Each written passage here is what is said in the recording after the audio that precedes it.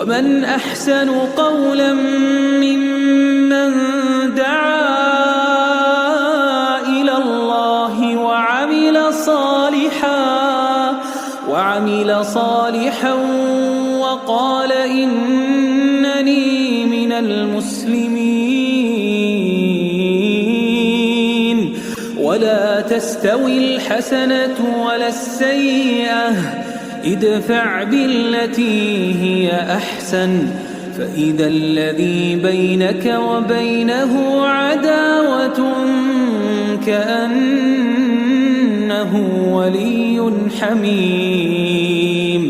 وما يلقاها إلا الذين صبروا وما يلقاها إلا ذو حظ عظيم.